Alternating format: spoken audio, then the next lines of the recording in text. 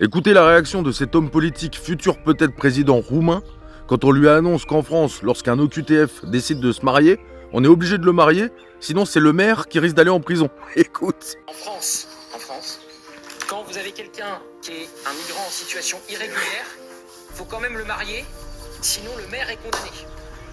Eh oui. Incroyable. Voilà, je savais. Et la démocratie.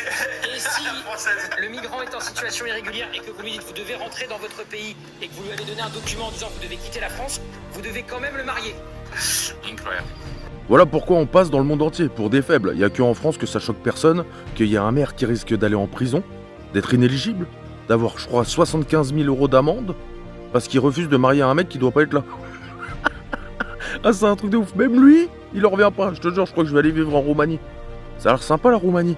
Alors, bien entendu, eux aussi ont leurs absurdités, tu vois, mais quand même, tu vois, sur les mœurs, sur la façon de vivre, sur la famille, sur le respect de l'autre, etc.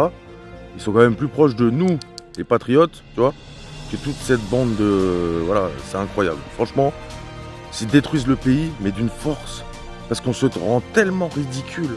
On a tellement des débats qu'on devrait pas avoir, que les politiques, normalement, devraient pas avoir à perdre du temps avec ça. Ça devrait être réglé en 2 secondes, quoi. C'est-à-dire, le mec, il a rien à foutre sur le territoire, on le marie pas. Bah, c'est logique, je sais pas, à un moment donné. Allez, bisous. Bonne fin de dimanche et bonne chance. Il vient de faire des révélations sur Emmanuel Macron et TikTok ne va pas vouloir que vous voyez cette vidéo. C'est pour ça qu'il faut la partager, la liker et la commenter un maximum pour que la vérité sorte enfin. Écoute.